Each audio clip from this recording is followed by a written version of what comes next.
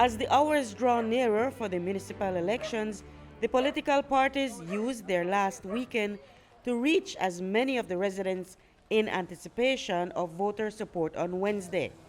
Former Mayor Bernard Wagner led part of the slate in their campaign on Faber's road extension.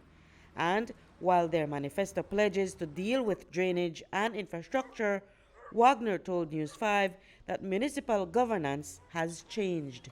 Municipalities regionally and globally has changed and have quickly recognized that now make a city that the people, a city that the food, that the culture, that the arts, and so it's a local economic development, the local economy. And so as a municipality in the 21st century, you have to be able to strike a balance. You have to be inclusive. You have to show that you understand the type of challenges residents are facing on a day-to-day basis, not only in physical infrastructure, but their social needs as well. And that is what we have been doing. We have been essentially one of the key drivers in driving our local economy. We believe strongly that the best platform of getting people earning an income is the best social program. Kaya Katus is seeking her second term as a councilor. Over the past 3 years, she was responsible for sanitation, a portfolio she says posed no challenges for her. But the plan, if she and her team are voted in again, is to refocus on infrastructure. We had no workers out there picketing. We had no problems with them any at all. We were able to work together, get the job done. I believe we have been doing a good job at the council as it relates to garbage, talking about the portfolio that I was given now. Okay. But overall, as a council, what would be the first things that you would like to see get done, moving forward?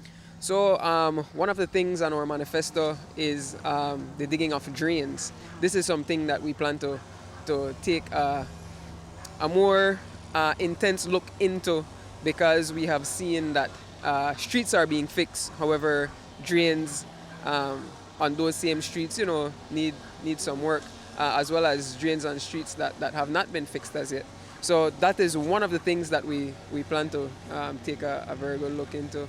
Abandoned lots. This will be Eliud Miller's first bid at the polls, but he already had a first-hand experience when the PUP held a convention in 2023 to select the top 10 candidates from a list of over 20. Miller did not only make the cut, he topped those polls. He was an administrative employee at City Hall prior to his candidacy.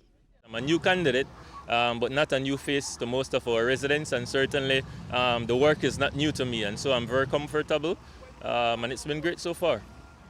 A lot of residents too have also said that there's no need for an elected council because the administration at the City Hall can get the same job done as effectively. What's your take on that? And you coming from the administrative level in City Hall, right, you would know about that? Yeah, I completely disagree with that point. The city is extremely huge. We're the biggest municipality in the country, right? We have just about 70,000 residents to look after, more than 730 streets, right? And so it's a lot to manage. And having been an employee of the council before, I know the amount of administrative work. And the councillors play a very important role in decision making, right, and in policy making. And that is what they are there to do, to shape the policy. And the council is guided by that policy that is then created by the council members. Reporting for News 5, I'm Marion Ali.